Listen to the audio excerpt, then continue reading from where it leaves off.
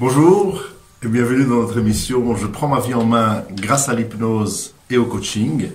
Je vous rappelle que notre émission a lieu tous les deuxième et quatrième mercredis de chaque mois, que vous pouvez me contacter sur Doctolib et que je suis à votre disposition pour des séances d'hypnose et de coaching à Anguin-les-Bains ou à Paris.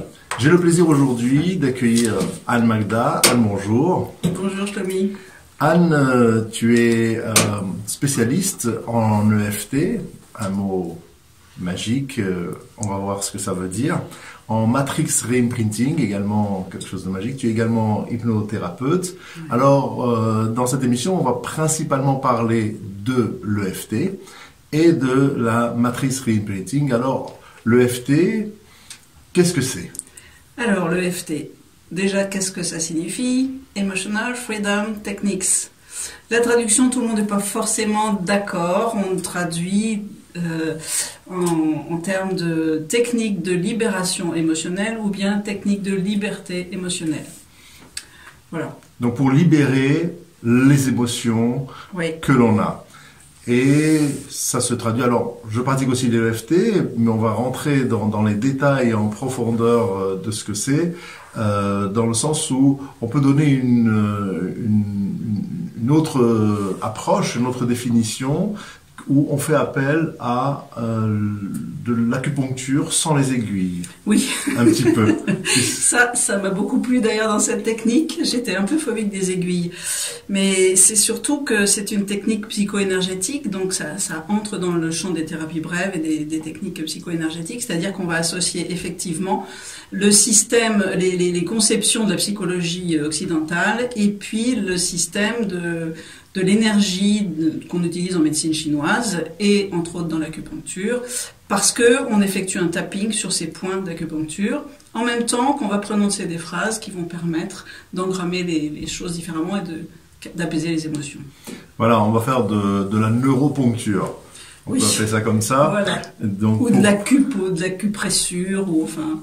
Voilà, qui va faire appel aux énergies, donc aux méridiens d'énergie en médecine chinoise. Ces méridiens d'énergie qui nous permettent de remonter en énergie haute lorsqu'on est en énergie basse, lorsqu'on se sent mal et on a des émotions négatives, et puis également des phrases que l'on va dire qui vont agir directement sur le cerveau. Oui, en fait, en médecine chinoise, on dit que les émotions correspondent à un blocage d'énergie quelque part dans le corps.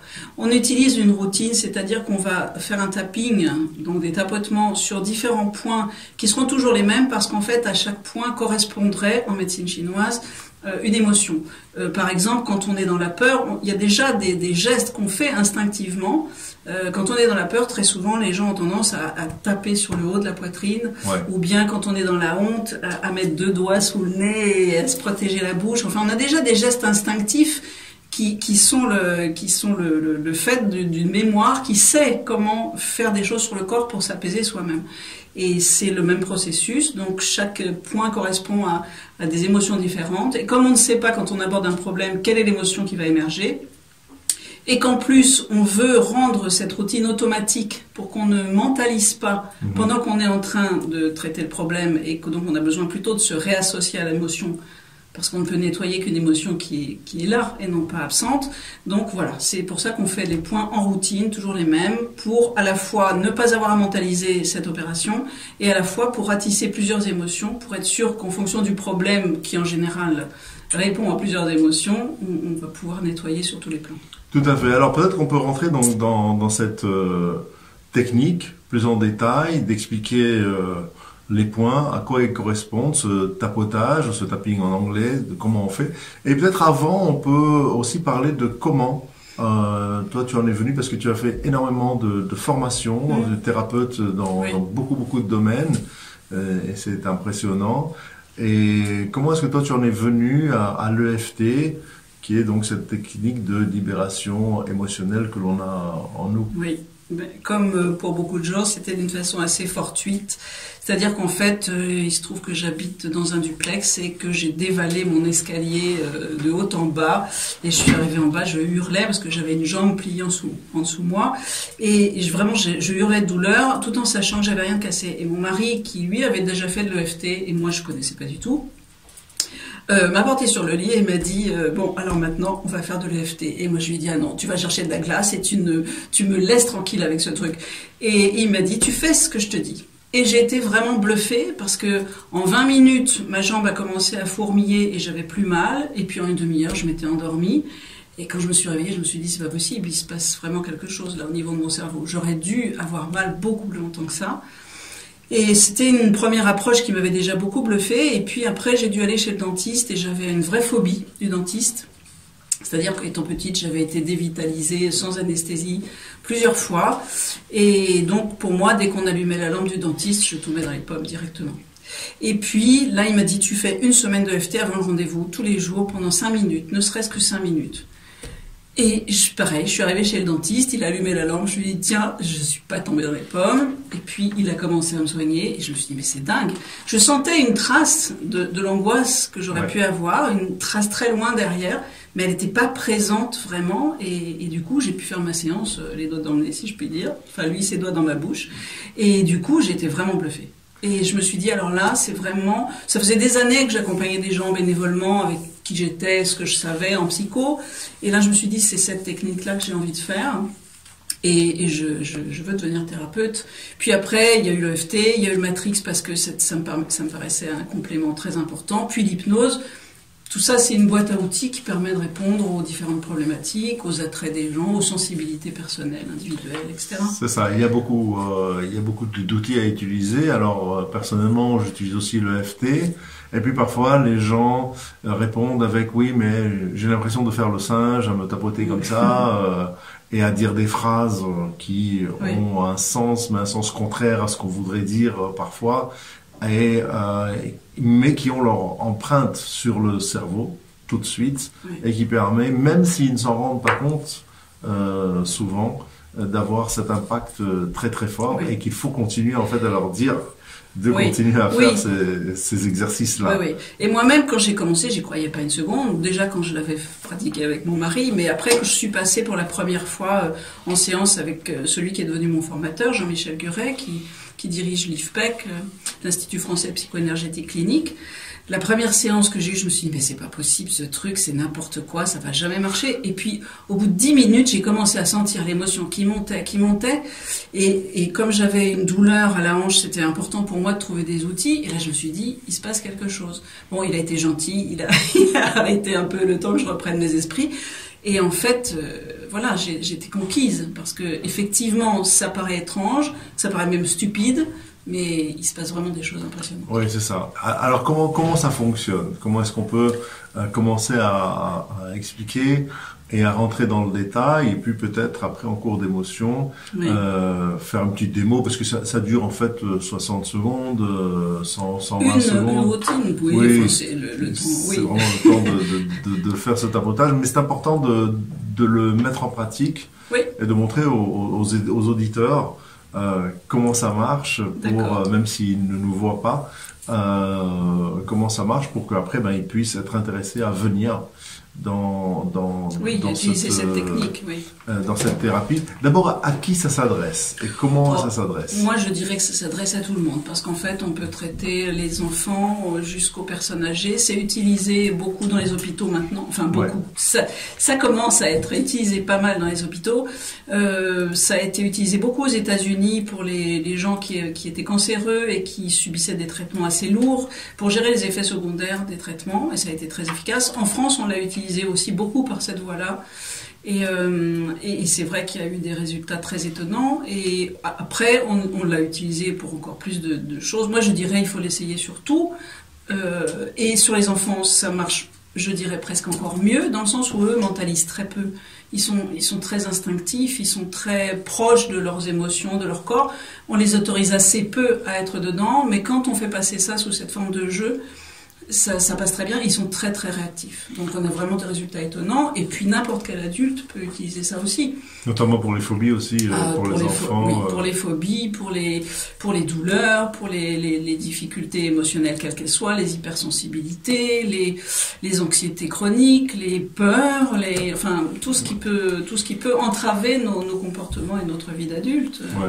Et tout ce qui donne une émotion négative. Oui, alors évidemment on peut pas vraiment dire, c'est peut-être un abus de langage de dire que ce sont des émotions négatives ou positives, mais on peut dire en tout cas des émotions confortables ou inconfortables, qui sont perçues comme négatives ou positives. Et dès qu'on est dans un inconfort, et ça c'est ce que j'ai aussi beaucoup aimé dans cette technique et qui m'a convaincue, c'est l'autonomie que ça permet d'avoir. C'est-à-dire qu'au départ, bien sûr, on va se familiariser pour comprendre comment ça fonctionne avec des thérapeutes, mais l'objectif est quand même aussi d'entrer en autonomie et de ne plus être dépendant pendant des années d'un thérapeute. Bien sûr que le thérapeute reste nécessaire pour aller dans les zones d'ombre où déjà notre système mental a tendance à vouloir s'échapper de certaines zones un peu trop douloureuses. Ouais. Donc là, le thérapeute va pouvoir aider à affronter certaines choses. Mais lorsque les émotions sont déjà présentes, de pouvoir avoir un système qui nous permet d'apaiser ça en voiture, n'importe où, dans le métro, et dès qu'on se sent inconfortable, c'est quand même un vrai luxe, moi je trouve, un vrai confort. Oui, absolument, absolument. C'est très impressionnant, et moi je l'utilise assez souvent, donc même à table, quand j'ai des invités qui ne se sentent pas bien, ben voilà, en 60 secondes, exactement, ça leur fait se sentir beaucoup mieux tout de suite, et c'est en effet impressionnant, de simplicité, mais à la fois d'efficacité dans cette méthode. Alors, comment ça fonctionne? Qu'est-ce qu'on fait au départ? Alors, comment ça fonctionne? Déjà, je peux vous indiquer un petit peu comment ça fonctionne au niveau du cerveau. Parce qu'on va faire un tapotement sur différents points, comme je vous ai dit, qui sont toujours les mêmes. Est-ce que vous voulez que je vous en parle maintenant un peu? Parce que, en fait, ces points ont tous comme je l'ai dit, une correspondance avec des émotions. Et en général, même si on ne sait pas ce que ça va nettoyer, ce que ça permet de faire, on s'en fiche. Mais il y a quand même des points qui sont importants à connaître, surtout en cas d'urgence, parce qu'il y en a qu'on va faire plus rapidement que d'autres. Alors, on commence en général par ce qu'on appelle le point karaté, c'est-à-dire le point qui est sur la tranche de la main. Et on va le tapoter à peu près 7-8 fois, pas trop vite. Donc le point karaté, c'est comme ceci. Pas trop vite, pas trop fort, c'est pas la peine de taper comme une brute, c'est pas la peine d'aller ni trop vite ni trop lentement. Ça, on l'adapte aussi en fonction des gens. Si on a des gens très dissociés, on va ralentir le mouvement. Si au contraire, on a des gens pas trop activés, on peut... Bon, voilà. On dose en fait en fonction du résultat, sachant que si on est très très activé, si on fait trop vite, on va activer encore plus, donc on va plutôt le faire plus lentement pour apaiser. Donc, ce point karaté, on va ensuite faire le dessus du crâne, le sommet du crâne, le coin des yeux, sous les yeux à peu près, c'est toujours sur l'os, donc au coin des yeux, c'est sur l'os de l'orbite, sous les yeux, c'est à peu près au milieu de la pupille, sur le bord de l'orbite également, sous le nez, le creux du menton, ce qu'on appelle les points claviculaires, c'est-à-dire à peu près 3 cm en dessous la tête des clavicules et puis 3 cm de chaque côté. Sous les pectoraux pour les hommes et à peu près sous les seins pour les femmes et sous les bras également. On a 2 points qui sont souvent assez douloureux d'ailleurs, qui correspondent à peu près au niveau de la bretelle soutien-gorge des femmes et à l'alignement des tétons pour les hommes. Et puis le coin des ongles. Alors côté interne, c'est-à-dire si on met sa main vers soi, c'est le coin de l'ongle qui est vers soi. Donc sur le pouce, sur l'index, sur le majeur. On va sauter l'annulaire parce qu'en fait le point est en dessous et on va le rattraper sur le dessus de la main un peu plus tard. On passe à l'auriculaire. On rattrape ce point de l'annulaire dans le creux de la main, entre le 4e et le 5e doigt. Et on termine à nouveau par le point karaté. Ça, c'est la routine courte, qui est en général largement suffisante. On peut ajouter ce qu'on appelle la routine complète, c'est-à-dire qu'on va faire en sorte qu'il y ait un passage du cerveau droit au cerveau gauche. On va fermer les yeux, ouvrir les yeux, regarder en bas à droite, regarder en bas à gauche, tourner ses yeux dans le sens des aiguilles d'une montre, puis dans le sens inverse des aiguilles d'une montre. On va chantonner, compter et rechantonner. Voilà, tout ça c'est juste pour faire passer l'énergie cerveau droit, cerveau gauche. Parfois pour les gens très activés, ça peut être important et ça apaise encore plus, mais c'est pas forcément nécessaire.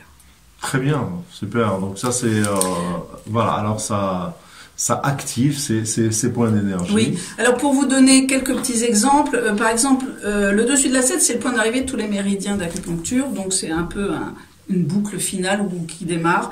Le début des sourcils, en fait, c'est quand on a des difficultés d'agitation, des frustrations, des peurs, une stagnation, un manque de force intérieure.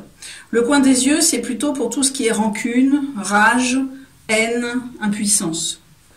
Sous l'œil, c'est tout ce qui est idée fixe, quand on a des attachements excessifs, des anxiétés, des phobies. Okay. Des déceptions, de l'avidité. Sous le nez, c'est tout ce qui est timidité, honte, j'en ai parlé tout à l'heure, crainte d'affirmation, peur.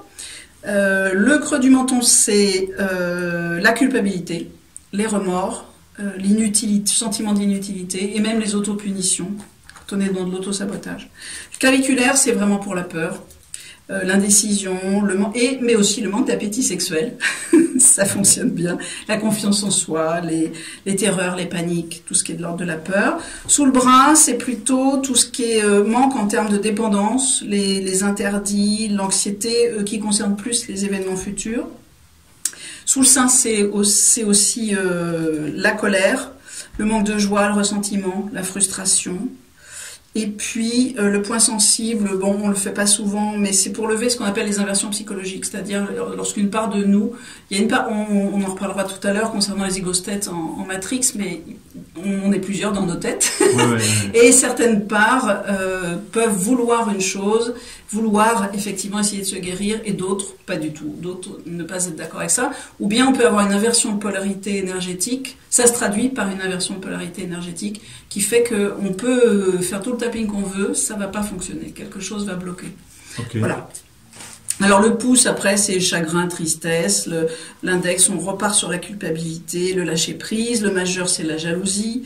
Les tensions sexuelles aussi. L'auriculaire, c'est tout ce qui est colère mais spécifique, des peines de cœur par exemple, ou l'amour de soi. Et puis le point karaté, c'est justement l'opposition à la réalisation. C'est pour ça qu'on le fait au départ et qu'on prononce une certaine phrase qui est « même si j'ai ce problème ». Je m'aime et je m'accepte comme je suis, pour qu'il y ait une adhésion plus totale à ce qui va suivre pour le cerveau. Et puis le point de gamme, donc sur le dessus de la main, c'est lié à la notion de survie, au désespoir, tout ce qui est abattement, découragement, dépression. Voilà, en gros c'est ça. C'est ça, c'est très bien. Et c'est même pas obligé qu'on le sache en fait. Non, de toute façon, c'est voilà. Pas la peine forcément de le retenir. C'est juste pour vous dire que ça correspond quand même, que ça ratisse quand même beaucoup d'émotions humaines. Et les émotions, c'est quelque chose non seulement d'inné, mais qui est valable dans toutes les cultures. Oui. On vit ces émotions, elles sont universelles, donc elles ratissent beaucoup de choses, ces rondes. Tout à fait. Et il y a un accompagnement neurologique ou psychologique qui est de prononcer une phrase qui va en fait, contrairement à ce qu'on pourrait croire, mais déclarer quel est son problème, le dire sous différentes formes. D'ailleurs, ça sera le travail du thérapeute de déchiffrer dans son travail avec la personne qui vient le voir au départ, quels sont les différents facteurs qui l'empêchent de fonctionner correctement, et lui faire prononcer ces phrases et en même temps lui dire qu'il s'aime et qu'il s'accepte complètement. Oui. Je m'aime et je m'accepte comme je suis ou complètement, bon, il y a différentes versions, ça joue beaucoup. Et le fait d'avoir ce problème aussi. Oui. Alors comment est-ce que ça agit dans le cerveau? Cette première phrase, on la prononce une première fois sur le point karaté, ensuite on lâche ce même si, mais on continue sur le problème lui-même, c'est-à-dire j'ai effectivement ce problème de dépendance, d'angoisse, de stress, j'ai ce problème. Et après on va commencer à prononcer des choses qui sont en rapport avec les aspects de ce problème. J'ai ce problème de stress, plus on est spécifique et plus ça fonctionne. J'ai ce problème de stress quand je me sens face à ma mère. Et quand je me sens face à ma mère, j'ai toujours peur qu'il se passe ça, etc. Donc on essaye de prendre un aspect, de nettoyer ce premier aspect, puis de prendre un second aspect, sachant que dans la réalité des faits, parfois ça se mélange, parfois c'est... Oui. Mais c'est pas grave, on y revient et on suit quand même la personne. Et le thérapeute fait quelques propositions, mais en fait, l'objectif est de faire des propositions qui puissent être tellement en accord avec le système de la personne en général, c'est ce qu'elles disent à la fin, de dire, ah, mais c'est comme si vous lisiez dans mes pensées, j'aurais pu le dire. Oui. C'est-à-dire qu'on peut sortir un tout petit peu de sa zone proximale et dire des choses qu'il était prêt à dire mais qu'il n'a pas prononcé, ou bien attendre que ça émerge, et si ça n'émerge pas, dire des choses en tout cas qui correspondent à ce qu'il ressent vraiment et profondément, parce qu'à la fois il se sent entendu, et à la fois ça l'autorise à aller plus loin dans ce qui va se permettre de nous énoncer. C'est ça. Et c'est un cercle vertueux pas vicieux, un cercle vertueux qui démarre et qui est important à la fois en termes de lien thérapeutique et à la fois pour l'avancée du travail. Ça lui permet d'extérioriser. Oui. D'extérioriser son mal-être. De vider son sac, en gros. Ouais, qu'il n'avait jamais fait avant. Oui. Peut-être pas, oui. Et en même temps, il y a donc l'effet opposé de dire, malgré tout ce mal-être et ce malaise et ces mauvaises ondes que j'ai en moi, on accepte d'en être là, on accepte de... Et s'il y a une difficulté à prononcer cette phrase, parce que ça peut être une phrase très violente, très difficile, très mobilisante émotionnellement pour certaines personnes, à ce moment-là, on a d'autres formulations, et c'est OK pour moi, ou je m'ouvre à la possibilité de m'aimer, ou j'accepte d'être dans cette problématique, ou d'en être là. On trouve d'autres moyens, mais qui, en tout cas, c'est vrai que c'est important d'être dans une adhésion pour essayer que toutes nos parts soient dans une adhésion à aller travailler cette question-là et à aller rencontrer ces douleurs et ces difficultés. C'est ça. Alors, combien de temps on doit faire cette boucle-là avec la personne pour que ça ait un effet? On lui fait d'abord, on lui fait remonter un peu l'émotion dans laquelle elle est. Il y a plusieurs cas de figure. Soit la personne est déjà activée, et à ce moment-là, quand on va démarrer le tapping, ça peut soit faire monter. Alors on va demander à la personne, il y a quand même un protocole, une démarche entre guillemets, c'est-à-dire qu'on va commencer déjà à lui faire énoncer la problématique. Ensuite, on va lui demander ce que ça provoque comme sensation au niveau corporel, à quel endroit, la localisation dans son corps, à quel endroit elle ressent cette sensation, si elle peut lui donner une couleur, une forme. On va lui demander également quelle est l'émotion qui accompagne cette sensation, puisque c'est toujours lié. Et donc si la personne est très facilement associée à son émotion, le tapping va agir assez rapidement, mais il arrive que ce qu'on appelle le SUD, c'est-à-dire l'unité de mesure du stress, il arrive que le tapping puisse faire augmenter légèrement ce stress parce que la personne s'autorise à le vivre encore plus. Et de toute façon, après, ça redescend et ça apaise le système. Alors je peux vous expliquer comment ça fonctionne au niveau du cerveau par rapport à ce que j'en sais. Oui. On peut y aller, on est là pour ça, oui, absolument. Alors, en fait, il y a 3 axes principaux d'action. D'une part, ça va rééquilibrer le système nerveux autonome. Donc, vous savez qu'il y a à la fois le sympathique, le système sympathique et le système parasympathique. En gros, c'est le frein et l'accélérateur dans le corps. Quand on fait le tapping, on va en fait désactiver le système sympathique, c'est-à-dire c'est comme si on lâchait l'accélérateur, et on va activer le parasympathique, c'est-à-dire le frein. Et ça va déclencher un calme intérieur et un rythme cardiaque qui va s'apaiser également. Ça, c'est un premier axe. On a un deuxième axe qui est que ça modifie l'équilibre neurochimique du cerveau. Alors, à la fois, ça fait monter les endorphines, ce qu'on appelle les endorphines antalgiques, c'est-à-dire ce qui nous permet de contrer la douleur. Sérotonine. Ça fait augmenter la sérotonine qui, elle, régule plutôt l'humeur. Ça fait aussi monter l'acide gamma-aminobutyrique, pas facile à prononcer, mais qui lui est responsable de l'anxiété et de la peur, donc ça diminue ça. Ça régule surtout le cortisol, c'est-à-dire cette hormone du stress qui fait que... Et le stress est très rapide, si on se réveille le matin et qu'on commence déjà à penser à ce qu'on va faire, on est déjà en train de s'envoyer des petites doses de cortisol, donc ça permet simplement de réguler ce niveau de cortisol et de désamorcer le système de fuite ou combat, qui sont les 2 modes qu'on peut avoir quand on est en stress. Ça peut être aussi l'inhibition, c'est-à-dire qu'on peut se retrouver paralysé, figé face au stress. Mais en général, on va se retrouver en fuite ou au combat. C'est un système réflexe qui est déclenché par le cortisol. Voilà. Donc ça permet aussi un changement de l'activité cérébrale, c'est-à-dire qu'en fait, ça va agir au niveau du système limbique.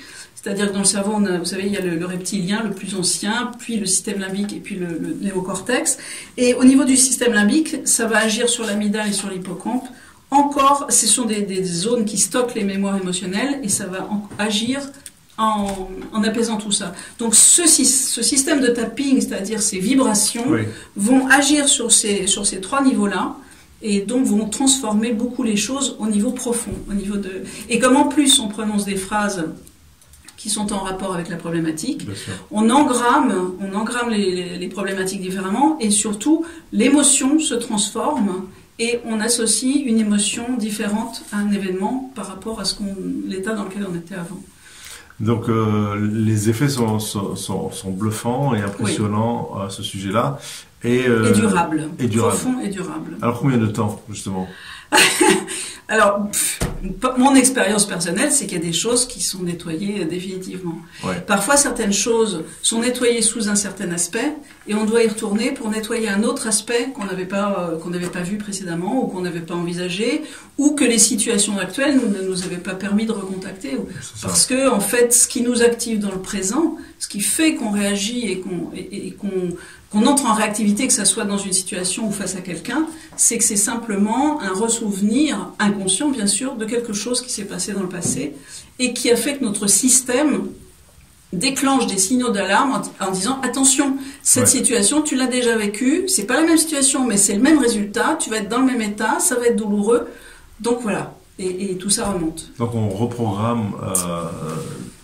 un peu comme en hypnose aussi, mais c'est avec une différente technique qu'on peut se faire à soi. Voilà, et puis dès qu'on sent qu'un aspect n'a pas été suffisamment nettoyé, on y retourne, on le retravaille, et c'est un travail à la fois évolutif et à la fois qui donne des résultats immédiats pour des choses durablement. C'est ça. Alors tu as dit aussi le matin, parce que c'est vrai que le matin on produit du cholestérol, et ça, cette hormone du stress, ça permet tout de suite de la neutraliser très très rapidement, au relever du lit carrément, ou en prenant son café, tout de suite on peut...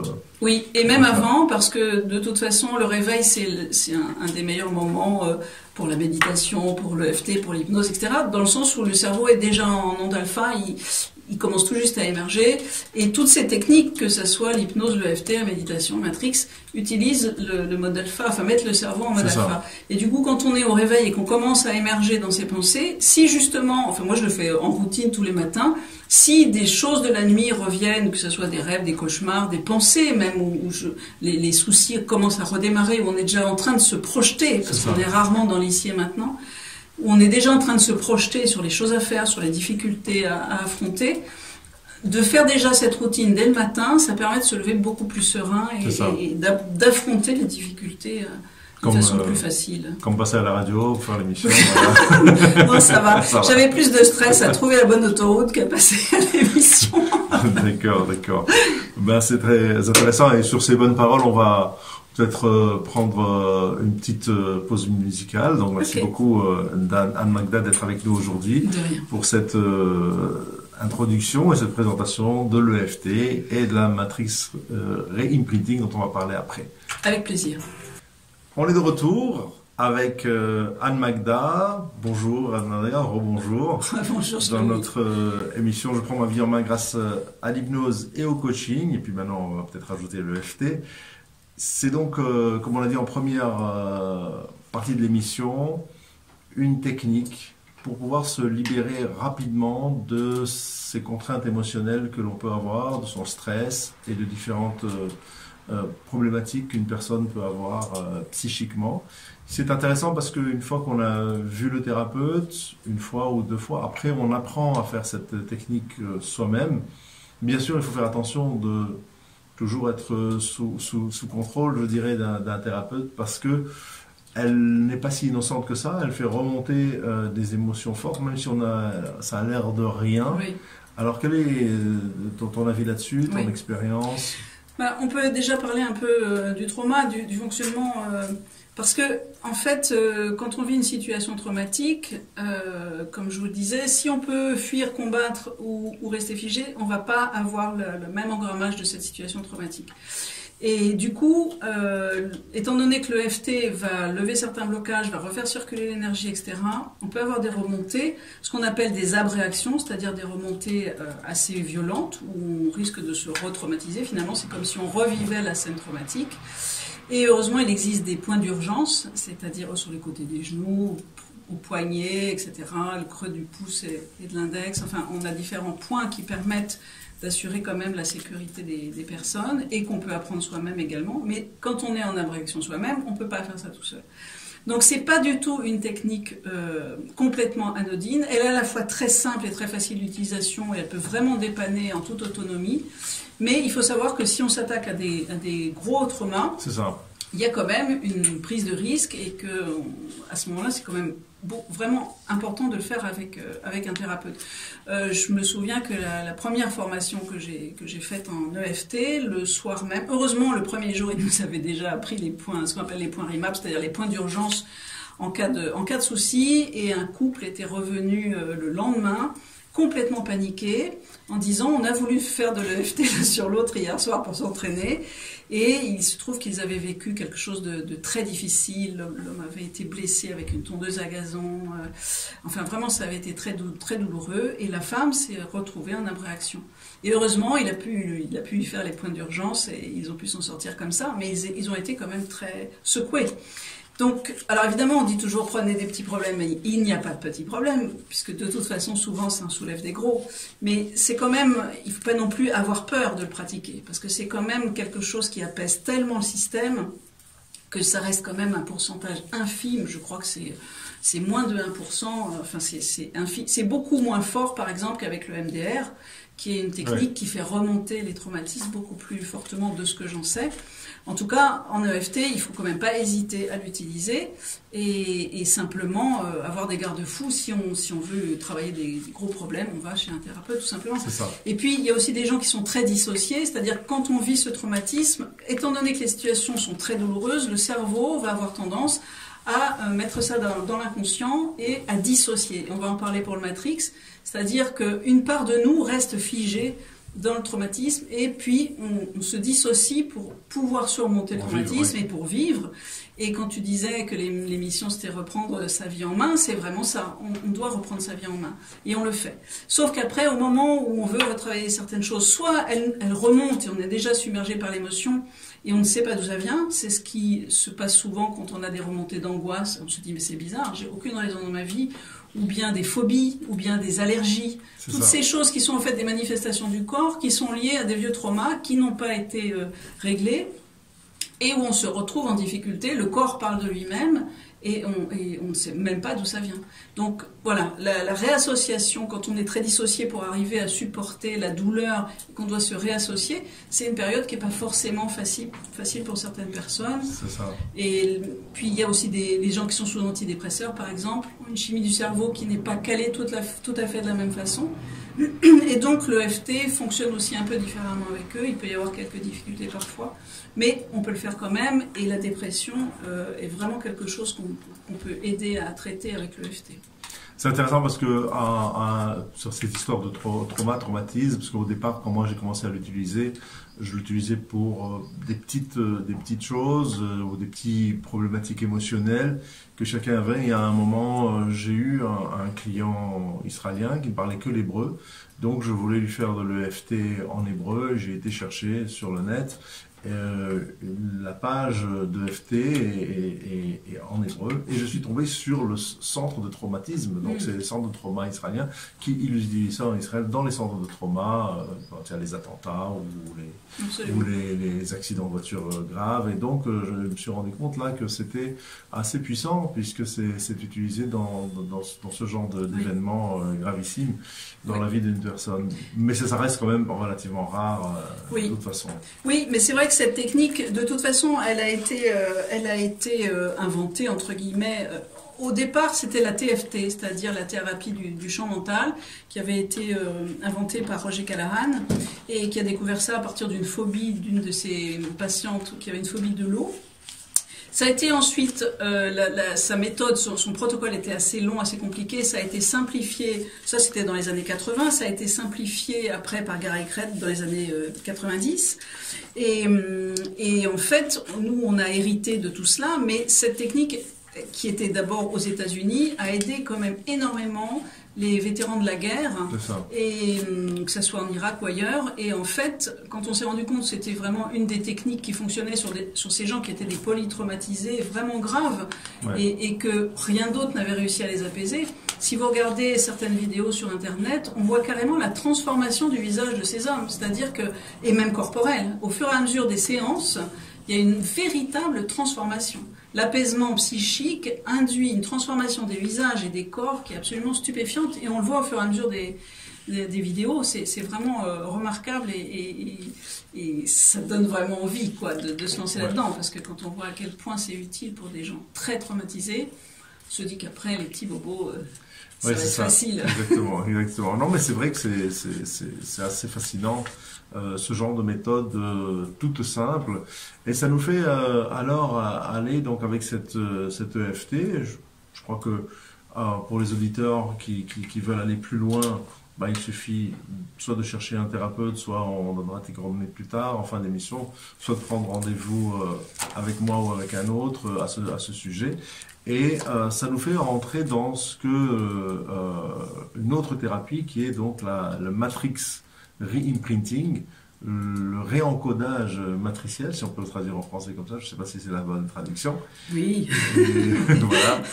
Et alors, est-ce que tu peux nous parler de cette matrix-là? Alors, c'est une technique qui a été créée par Carl Dawson, qui avait été formé au départ d'ailleurs par Gary Craig, et qui se fonde en fait sur le fait que la conservation des événements stressants se fait à la fois dans le domaine du souvenir, à la fois du côté de ce qu'on appelle les parties du moi, c'est-à-dire les ego states. C'est-à-dire que la conscience, au moment du trauma, comme je l'ai dit, la conscience va se figer. Une partie va rester figée dans ce souvenir-là. Il va y avoir une dissociation. Et tout ça va se passer au niveau non conscient. Et ce qui caractérise aussi le trauma, c'est que dans une situation, on s'est retrouvé à un moment donné impuissant et seul, et qu'on n'a pas pu, et qu'il y avait une atteinte à notre survie, et qu'on n'a pas pu le gérer comme on aurait voulu le gérer.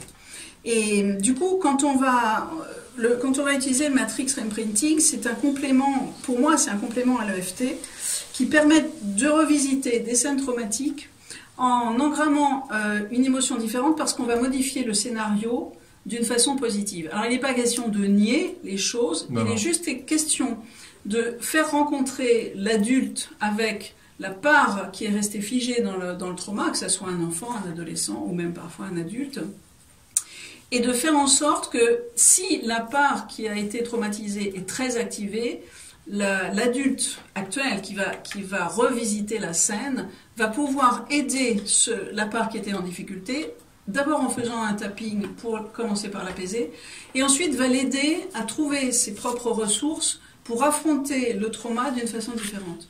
Et en transformant la scène, sans la nier forcément, mais juste en modifiant le scénario, on imprime une nouvelle émotion et une nouvelle sensation corporelle qui fait que lorsque on va être dans la situation présente qui pourrait nous activer parce que ça va rappeler cette situation traumatique, ce circuit ne peut plus se produire puisque l'émotion engrammée, la nouvelle émotion engrammée est positive.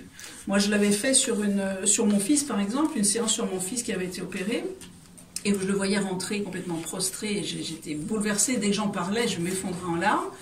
Et après la séance de Matrix, je voyais toujours le visage de mon enfant qui était un peu crispé, sauf que par-dessus, c'était imprimé le visage de mon enfant souriant, serein, détendu, et que du coup l'émotion qui accompagne cette situation-là, maintenant je peux en parler sans que ça m'active, sans que je parte en larmes. Et j'ai trouvé ça tellement puissant que du coup j'ai voulu me former dans cette technique, que je trouve très complémentaire à l'EFT. Et puis en fait la fin du Matrix, c'est quand même une situation où on est en alpha, où on est en hypnose, et où on va imprimer encore plus fortement dans le corps cette sensation bénéfique. Et donc voilà, la boucle est bouclée. EFT, Matrix Hypnose, pour moi, c'est un processus... oui, très puissant. Voilà, très puissant. Mais ça, on peut utiliser l'EFT tout seul. On n'est pas du tout obligé. Là, je vous parle de séances en cabinet, de séances de thérapie. Mais l'EFT, toute la puissance de l'EFT, c'est justement cette partie auto-traitement. D'ailleurs, le congrès virtuel de l'EFT existe pour ça. Noël Cassan et Maria Hanel c'était une idée originale de Maria il y a 9 ans et on est à la 9e édition, donc il vient de se terminer. Là, c'était du 2 au 10, du 2 au 10 de mai. Et vous pouvez trouver sur Internet tout ce qu'il faut pour s'abonner. Et alors, en fait, c'est l'utilisation de protocoles sur des thématiques très diverses. Cette année, c'était vraiment passionnant. Il y avait des choses, il y avait même de l'EFT sur les animaux. Il y avait vraiment des tas de thématiques abordées extrêmement originales. Bien sûr, toutes celles qui nous concernent. Il y a la dépendance amoureuse. Il y a beaucoup de situations qu'on rencontre tous les jours. Il y a des traitements pour le cancer. Enfin, pas des traitements, des accompagnements pour les gens qui sont sous traitement pour des cancers. Enfin, il y a vraiment des tas on peut tout aborder. Et le congrès, depuis 9 ans, a vraiment ratissé un nombre de protocoles énormes.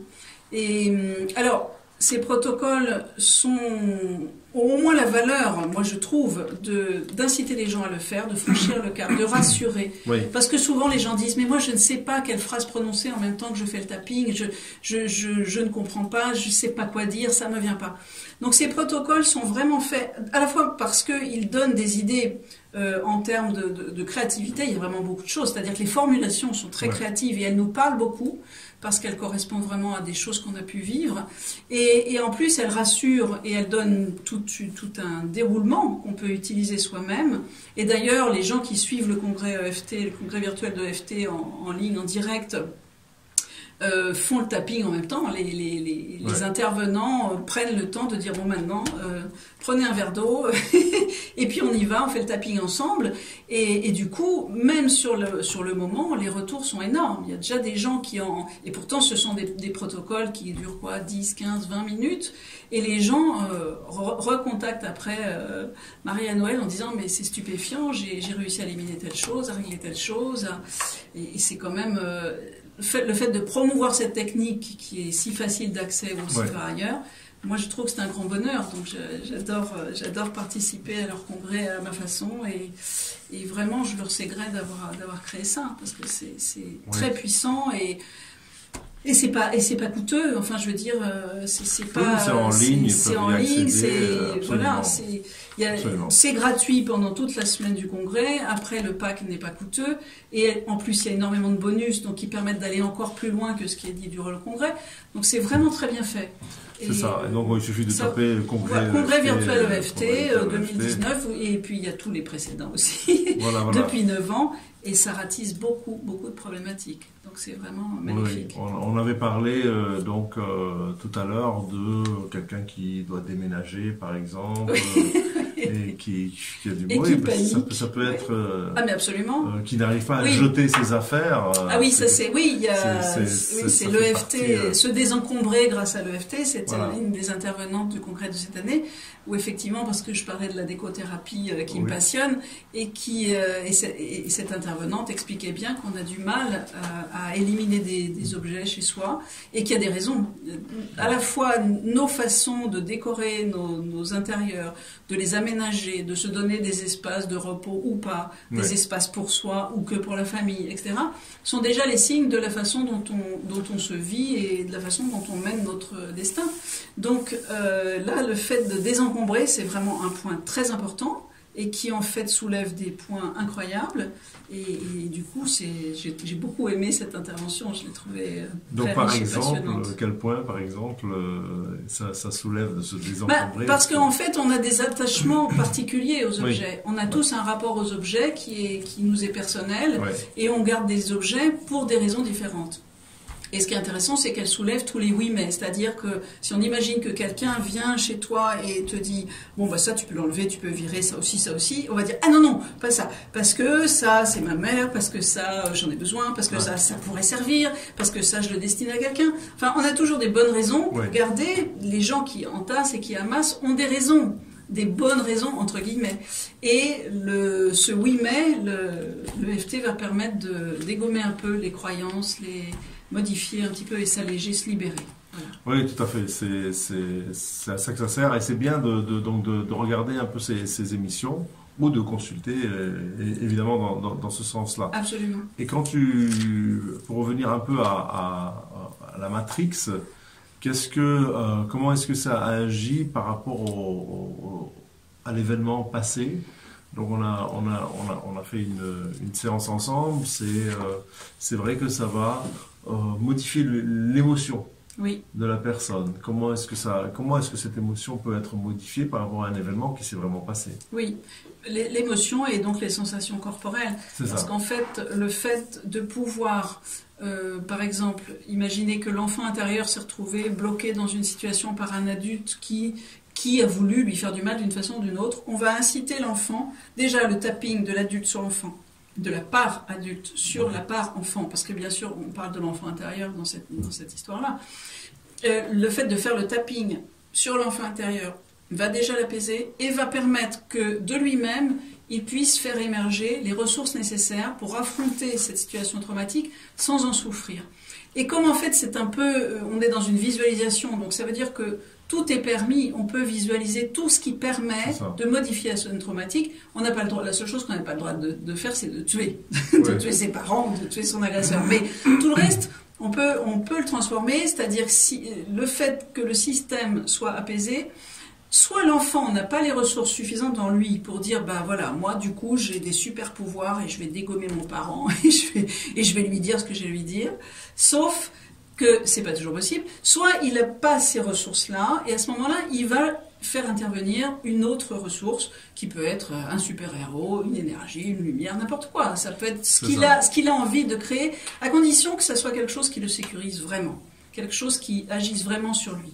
Et à ce moment-là, la situation se trouve transformée, l'émotion est différente, la sensation corporelle est différente, et il est nourri de ce nouvel engrammage, et du coup, il est nettoyé, si je puis dire, le traumatisme est nettoyé. C'est ça. Donc, par exemple, un enfant qui a subi des attouchements sexuels ou des abus. Tout à fait. À avec un thérapeute, quand même. Oui, bien sûr, on ne va pas le faire tout seul. Oui, de toute façon, puis le Matrix, on ne peut pas le faire tout seul. On peut, mais c'est quand même pas simple. Il faut avoir l'habitude d'avoir travaillé ça, etc.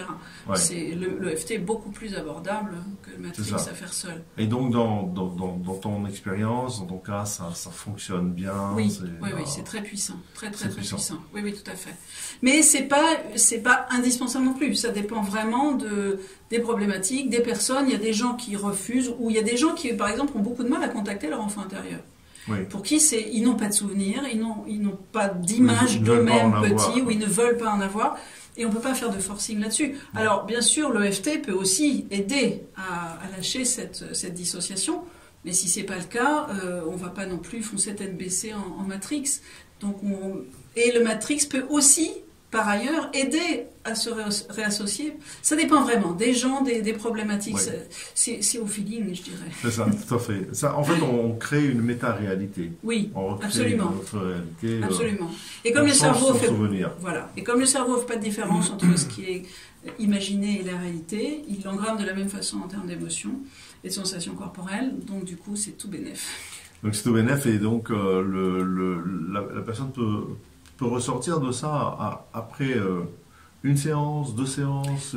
Il se passe toujours quelque chose en une séance normalement. C'est très rapide. Oui, alors. Il se passe toujours quelque chose, ça ne veut pas dire que tout est réglé, que tout est nettoyé, mais il se passe toujours quelque chose d'impressionnant. Donc c'est quand même toujours une forme de reconnexion. Avec l'EFT, j'ai encore pas vu, en tout cas en cabinet, parce qu'on a quand même 1 heure. Oui. Donc en 1 heure, on a le temps d'aider la personne. Le lien thérapeutique étant installé, on a le temps d'aider la personne à se reconnecter peu à peu. Et du coup, il se passe toujours quelque chose. Quel est le cas le plus impressionnant que tu as eu à traiter? En EFT, je dirais, c'était encore durant mes formations. On travaille toujours en binôme pour travailler sur soi et sur l'autre. Et puis, je travaillais avec une fille qui me dit, moi, j'arrive pas à vendre ma maison. C'est impossible. J'ai beau mettre des annonces, tout ça, je sens qu'il y a quelque chose qui bloque. Bon, et on commence la séance de EFT. Mais 5 minutes après, elle se plie en deux, en pleurant et en me disant, j'ai peur, j'ai peur, j'ai peur. Et elle me raconte qu'en fait, des bombes étaient tombées sur sa maison et que du coup, sa mère l'avait extirpée de la maison juste à temps et que la maison s'était effondrée sur son père qui était resté dans la maison. Ah ouais. Donc, voilà, on était directement en 5 minutes au cœur du problème. Et là, moi, j'étais un peu scotchée. Et bon, on avait heureusement appris les points d'urgence. Donc, j'ai utilisé les points sur le côté du genou en disant « tu es en sécurité, tu es en sécurité ». Voilà, et peu à peu, moi, je l'ai ressorti comme je pouvais, parce que j'étais débutante. Mais elle était elle-même impressionnée, mais en tout cas, on avait mis le doigt sur quelque chose. Mais là, c'est quand même fort parce que c'est de l'ordre de la réaction, justement. Ça a fait remonter. Voilà. Mais il y a aussi des situations où une autre fille qui voulait vendre sa maison a eu des tas de choses qui sont remontées, qui étaient beaucoup plus faciles à gérer, mais qui représentaient différents aspects, qui expliquaient pourquoi elle n'arrivait pas à vendre cette maison. Donc, finalement, elle a vendu. Et finalement, elle a vendu. Elle m'a recontacté 6 mois après en me disant « Tu sais quoi, j'ai réussi à vendre ma maison. Ouais. » Pareil pour les abus sexuels. Parfois, en formation, il y a des choses fortes qui remontent comme ça. Et on nous donne des techniques à chaque fois pour gérer les choses. Mais c'est quand même une technique merveilleuse pour faire des choses soi-même et augmenter son bien-être, son confort, sa santé physique et psychique. Absolument. Donc ça, c'est formidable. Moi, je suis très impressionné parce que ça permet donc de sortir de soi, ces émotions-là. Oui. Qu'est-ce qui se passe lorsque on a un peu évoqué le problème, mais pas trop, lorsque on est sous antidépresseurs? Des gens qui sont déprimés, alors pas trop lourds, pas des cas psychiatriques que je qualifierais d'internement, oui, il faut faire attention. Quelqu'un qui ne se sent pas très bien, le psy lui a programmé ou lui a donné des antidépresseurs à prendre, il en prend depuis 3-4 mois, 6 mois, et puis il vient parce que ça ne lui fait pas trop d'effet. De toute façon, c'est sûr que l'EFT a des limites qui sont effectivement le champ de la psychopathologie. Oui. Et donc, bien entendu, ne jamais faire ça sur des cas quand on n'est pas en tout cas soi-même formé et qu'on n'a pas cerné les limites de cette technique. Par ailleurs, pour les gens qui sont sous antidépresseurs, bien sûr, les antidépresseurs modifient la chimie du cerveau, c'est évident, puisque c'est fait pour ça aussi. Oui, c'est fait pour réguler l'humeur et essayer de sortir les gens de leur inconfort. Alors, l'EFT, normalement, peut aussi fonctionner, même si on est sous antidépresseur. Ça fonctionne un peu différemment, les remontées d'émotions sont un peu différentes, mais elles peuvent se faire quand même.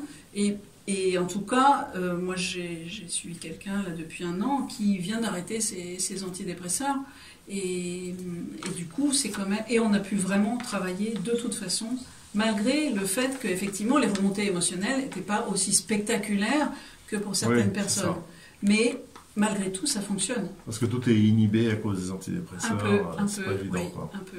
Et ça dépend bien sûr du stade où on en est de dépression. Ouais. Et il y a d'ailleurs dans le congrès virtuel de FT de cette année, Guénola Magui qui a fait justement un article pour la dépression et le burn-out qui est vraiment superbe, très très intéressant. Moi je l'ai trouvé passionnant, j'ai même appris des choses et j'ai trouvé vraiment prenant de le lire et surtout ça déculpabilise beaucoup les gens qui ont eu une dépression. Parce que ça va vraiment dans le sens d'une acceptation de ce qu'on vit, de son rythme lent, de ses difficultés, de ses blocages, de ce sentiment de décalage, etc. Et ça réconcilie avec ça. Ça autorise à vivre vraiment la dépression parce que c'est justement en s'autorisant qu'on va pouvoir en sortir. Ouais. Alors c'était la dépression au sens burn-out, au sens vraiment saturation du système, de toutes les contraintes, obligations de vie, etc. Mais de toute façon, ça reste valable. Et c'était passionnant. Super, extraordinaire.